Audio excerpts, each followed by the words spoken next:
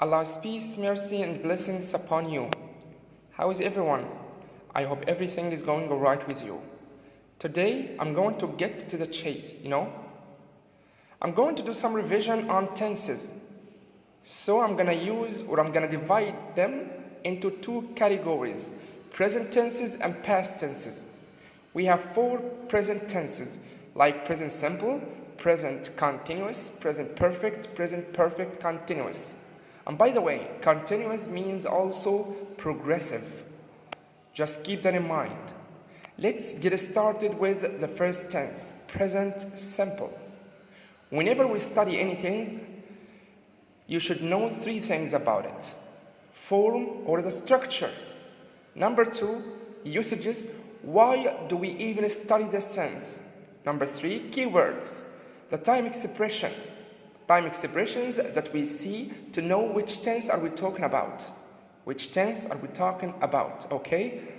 So now let's get started with the form. We have positive sentence, negative sentence, question. So the form or the structure has 3 things: positive or affirmative, negative, and question. Positive sentence consists of subject plus verb plus object. The most important factor or the most important element that we should know is the verb, because we can add to the verb s or es or ies. We can also put the verb in infinitive. It depends on the subject, Okay, so let me illustrate this point for you. For example, I play tennis. Now play is in the infinitive form. Why? Because the subject here is I. He plays tennis. We added s to the verb because the subject is he. Alright? So the question here is, when do we add s? When do we add es and ies? We just add s with verbs ending with vowel plus y. For example, play. He plays. Play, it's ended with a vowel plus y. So he plays. We just add s. We add es to the verb ending with ss, sh, chox. Just like this.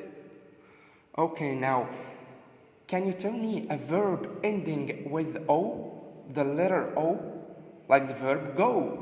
He goes. We just add es to the verb go. Another example, sh, like the verb wash. He washes his hands. So I just added es. Ch, for example, watch. She watched TV every single night. Ss, like the verb kiss. My mother kisses me all the time. Or pass. He passes the exam. Ox, the ending x, like the verb fix. He fixes his car whenever it breaks down or it doesn't work. So these are the endings that whenever we see, we just add es to the verb, okay? I think it's very clear, crystal, right? So now let's go over the negative form. We have 3 forms: doesn't, don't, never. What is the difference between the 3 of them? Let's see the difference through these 3 sentences, He doesn't study on Fridays. They don't study on Fridays. She never goes to the club on Tuesday. Don't or doesn't, what is followed by them? Infinitive. So whenever you see doesn't or don't, you should put the verb in infinitive after them. But whenever we see the word never, the verb that comes after it depends on the subject, For example, she never goes. We have the pronoun here. The subject is she. So we have to add es to the verb, go. If I said, I never, I should put the verb in infinitive. I never go. I never go. She never goes. So here it depends on the subject, okay? Now let's move on to the usages. Why do we even study this tense? Is it important to study this tense? Let's just see. Usages. Number one, to express a fact on general or general truth. What is the meaning of a fact? A fact means something that is always true. It was true, it will be true. It never changes. For example, penguins live in the South Pole. Penguins live in the South Pole. It's a fact. It never changes. So here's the verb, whether you add infinitive, put the verb in infinitive, or we just add as penguins plural. So we just have to add or put the verb in infinitive. Number two, the second usage is to express a habit, a regular habit. For example, I get up at 7:30 every morning. It's a habit. I do it regularly, okay? Number three, to express a state. You know we have four kinds of stative verbs. Stative verbs don't take ing form, and stative verbs don't have any action or any movements, you know? For example, you don't look well. I can never say you are not looking well, because look, the verb look, is a stative verb. I cannot add ing because it doesn't have any movements, you know. The fourth usage, to express a schedule, event, or timetable. For example, for instance, the train for Paris leaves at 10:50. Okay? So, timetable 10:50. Leaves, the verb should be in present simple tense. We just added s because the subject here is the train. We can replace the train with the pronoun it. So we just added s to the verb. Now let's move on to something else, which is adverbs of frequency. Frequency means repeatedly, you know, frequently, repeatedly. You repeat something over and over and over again. And over again. So the adverbs of frequency are often or often. Both are right. Usually, rarely, it means also seldom, never, etc. For example, is Kelly often late for meetings? That's a question. Is Kelly often late? But here we don't have any verb. We have an adjective, late, because I started my question with the verb is verb to be. Okay. Liam doesn't always get to school on time. Doesn't because the subject here is male, a male. He doesn't always get to school on time.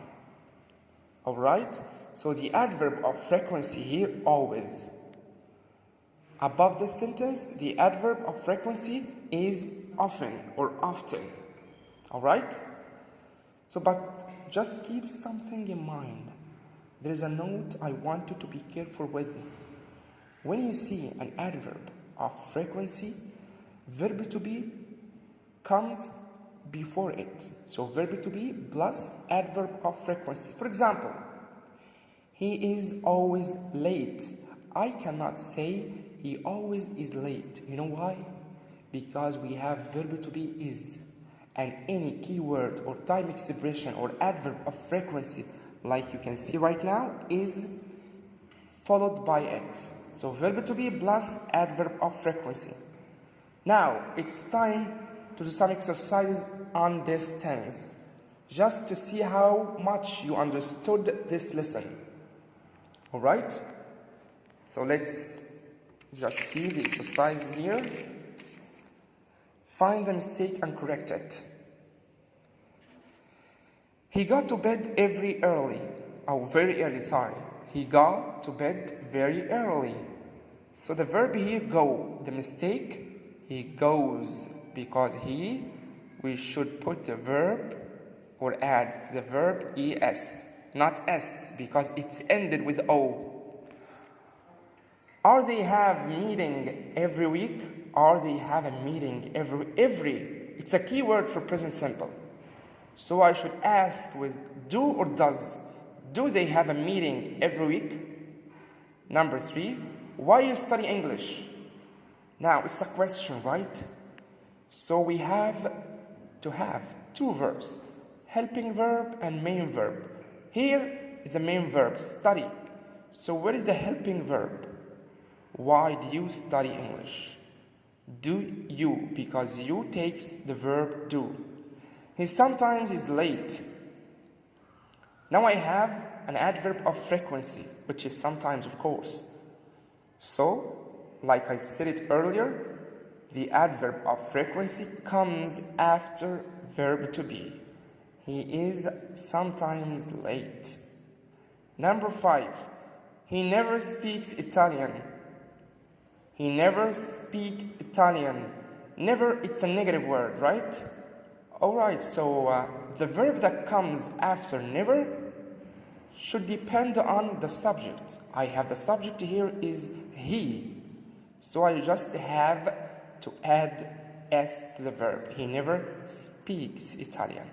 Unlike if I said he doesn't, instead of never, he doesn't speak, because the infinitive form should be followed by doesn't or don't. And that's it. Thanks for listening.